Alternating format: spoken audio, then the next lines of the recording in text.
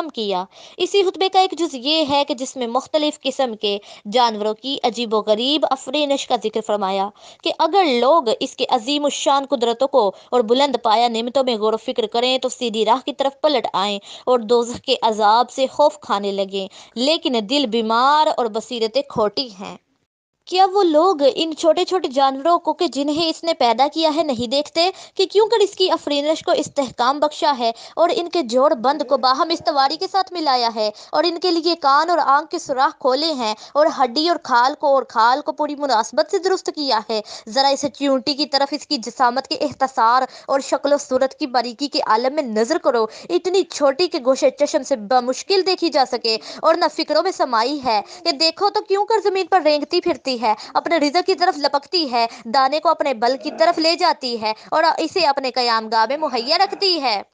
اور گرمیوں میں جاڑے کے موسم کے لیے قوت و توانائی کے زمانہ میں اجز و درماندگی کے دنوں میں ذخیرہ اکٹھا کر لیتی ہے۔ اس کی روزی کا ذمہ لیا جا چکا ہے، اس کے مناسب حال رزق اسے پہنچاتا رہتا ہے۔ خدائے کریم اس سے تغافل نہیں برتتا اور صاحب عطا و جزا اسے محروم نہیں رکھتا، اگرچہ وہ خشک پتھر اور جمے ہوئے سنگ ہارا کے اندر کیوں نہ ہو۔ اگر تم اس کی غذا کی نالیوں اور اس کے بلند و پست حصوں اور اس کے خول میں پیٹ کی طرف جھکے اور پسلیوں کے کناروں اور اس کے سر میں چھوٹی چھوٹی آنکھوں اور کانوں کی ساحت میں غور و فکر کرو گے تو اس کی افرینش پر تمہیں تعجب ہوگا اور اس کا وصف کرنے میں تمہیں تعب اٹھانا پڑے گا۔ بلند و برتر ہے کہ جس نے اس کو اس کے پیروں پر کھڑا کیا، ستونوں کو اعضاؤں پر اور اس کی بنیاد رکھی، اس کے بنانے میں کوئی بنانے والا اس کا شریک نہیں ہوا اور نہ اس کے پیدا کرنے میں کوئی اسی قدر و توانا سے اس کا ہاتھ بٹایا ہے۔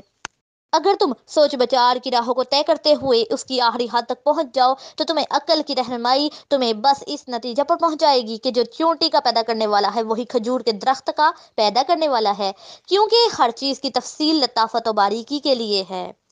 ہر ذی حیات کے مختلف اعضاء میں باریک ہی سا فرق ہے۔ اس کی مخلوقات میں بڑی اور چھوٹی، باری اور ہلکی، طاقتور اور کمزور چیزیں یکساں ہیں، یوں ہی آسمان، فضا، ہوا اور پانی برابر ہیں۔ لہٰذا تم سورج، چاند، آسمان، فضا، ہوا، پتھر کی طرف دیکھو اور اس رات دن کے یکے بعد دیگرے آنے جانے اور ان کے دریاؤں کے جاری ہونے اور ان پہاڑوں کے بہتات اور ان چیونٹیوں کے اچنان پر نگاہ دوڑاؤ تو ان نعمتوں اور قسم قسم کی زبانوں کے اختلاف پر نظر کرو۔ اس کے بعد افسوس ہے ان پر کہ جو قضاء و قدر کے مالک ذات اور نظم و انضباط کی قائم کرنے والی ہستی سے انکار کریں۔ انہوں نے تو یہ سمجھ رکھا ہے کہ وہ گھاس پھوس کی طرح خود بخود اگ کر آئے ہیں، نہ ان کا کوئی بولنے والا ہے، نہ ان کا کوئی گونگا صورتوں کو بنانے والا ہے۔ انہوں نے اپنے اس دعوے کی بنیاد پر کسی دلیل پر نہیں رکھی اور نہ سنی سنائی باتوں کی تحقیق کی ہے۔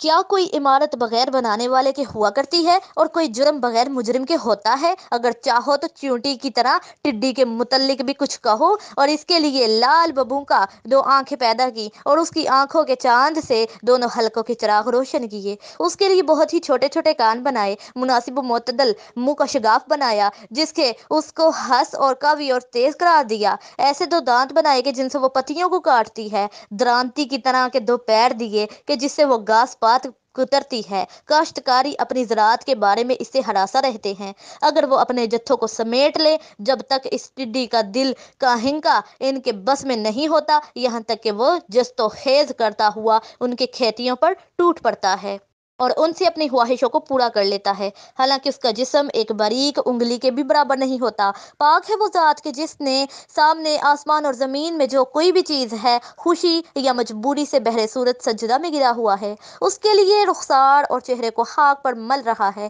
عجز و انکسار سے اس کے آگے سرنگوں ہے، خوف و دہشت سے اپنی باغ دور اسے سونپے ہوئے ہے، پرندے اس کے حکم میں جکڑے ہوئے ہیں، ان کے پروں اور سانسوں کی گنتی تک کو جانتا ہے اور پیر تری پر اور کچھ خشکی پر جما دیے ہیں، ان کی روزیاں معین کر دی ہیں، ان کے انواع و اقسام پر احاطہ رکھنا ہے کہ یہ کوا ہے اور یہ عقاب ہے، یہ کبوتر ہے اور یہ شتر مرغ ہے، اس نے ہر پرندے کو اس کے نام پر دعوت دی اور اس کی روزی کا ذمہ لیا